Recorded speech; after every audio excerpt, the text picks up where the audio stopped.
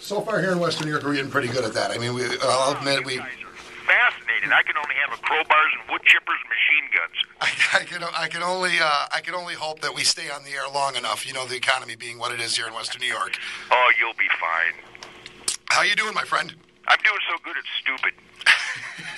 You're kicking off a tour, and you're not doing a baby girl tour. You're kicking off a real tour starting tomorrow at the House of Blues in Boston, correct?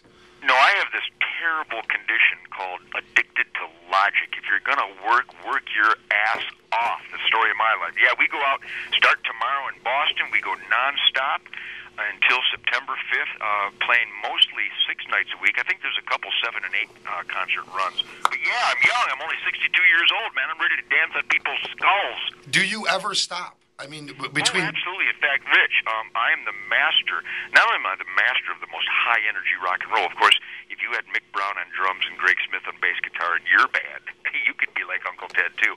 I live the musical dream every night, every song, every jam, every lick, every concert, every rock out. These guys are so intense. They're so gifted. Mick and Greg represent a rhythm section that just every guitar player dreams of. And believe me, I'm still a dreaming guitar player. I'm like an escaped preteen in the garage with my first loud amplifier. And every night is that road less traveled. We're just adventurous musical idiots up there. And so when I get on the road, I mean, why would you want to take a break when you're rocking? You want the intensity to be maintained and optimized. However, on the other side of the battery recharging coin, the Motor City Madman figured it out a long time ago that if you're going to play rock and roll with the intensity that me and my boys do, you've got to learn to shut up, back off, and sit in a tree with a sharp stick for many hours, for many days. So I balance my life perfectly between the ferocious brutality of my touring schedule, which makes for the best, most intense, defiant rock and roll, and then that spiritual, battery recharging, natural season of harvest that my family and I celebrate, the hunting season. And I'm telling you, nothing will mellow you out more.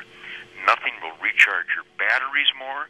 I learned as a kid that nature heals if you participate as a conscientious, reasoning predator. So my hunting lifestyle really fortifies me and strengthens me and gives me the intellect to make priorities that charge my batteries to the point that when I put down my bow and arrow and grab my guitar, somebody's going to be in trouble, Rich. So it recharges you. So and that's great. And the tour, the Trample the Week, Hurdle the Dead tour.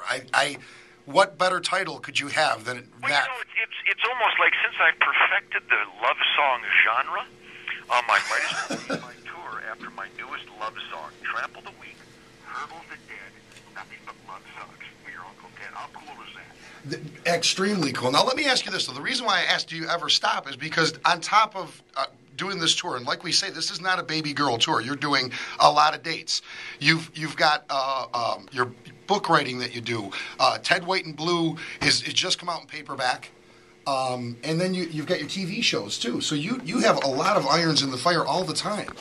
You know, the American dream is really about the dream first. I mean, I always dreamed. Of course, I started playing guitar immediately when I was probably 5 or 6 years old.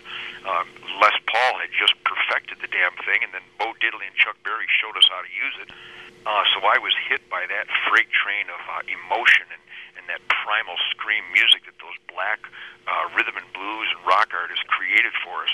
So I was born at the perfect time in 1948, and also the fact that by 1948 my dad was already a follower of a great conservation visionary by the name of Fred Bear, who had created bear archery and that was basically reinventing the aboriginal art form of hunting with the bow and arrow, the challenging demand of getting close and understanding our spiritual role as co-inhabitants of wild ground that produces our air, soil, and water quality. That comes from wildlife habitat. So I fell in love with the mystical flight of the arrow and the animal breeding soundtrack that the guitar represented to me to this wonderful day today. And so I dreamed of hunting big game with the bow and arrow as a little boy, and I dreamed of, reproducing that intensity of Bo Diddley and Chuck Berry as a little boy.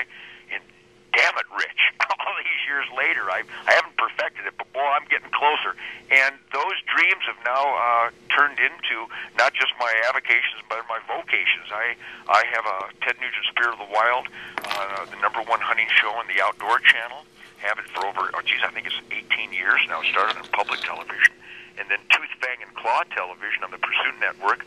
I've written 5 books. I write for up to 30 sporting publications. I write a weekly feature on humanevents.com and Washington Times, also WashingtonTimes.com, the website. But I'm an American dreamer who actually understands and celebrates that an experiment in self-government includes me. In fact, not only does this experiment self-government include me, but by all honest review of this incredible experiment of America, I believe we all have a moral and spiritual and intellectual obligation to actually participate, to steer this self-government, continuing on the track of logic and goodwill and decency that it was founded upon, even though there is a clink in the road right now that the Mao Zedong fan club is in the White House, we the people have to wake up like I have always participated and get back involved, which is what the Tea Party is about, which is why my music is more intense now than ever, because of that friction, that line drawn in the sand, where I see the American dream being attacked by people in charge. So it's a great time to be alive, man. Well, and the other thing too, Ted, about you, and obviously your outspoken political views, which are the thing that makes you... Rich, I don't mean to interrupt. No, not at all. I'm not outspoken. The fact that I actually speak, correct. That's where I was heading. Yeah, correct. I mean, and the fact that you will actually stand up and say, but when you encompass all things that's Nugent, the main thing when you boil it all down is passion. You have passion of country, passion of music, passion of hunting, and the things that you are passionate about, you are successful at because you're passionate. We share a common friend. Hartley Peavy's a friend of mine, and Hartley is still passionate about doing what he does. So that's absolutely. I believe that the entire human experience, the human drive, the human soul can be boiled down to that word, Rich, passion. And you represent it. I mean, full-fledged represent passion. Well, when you're in a world of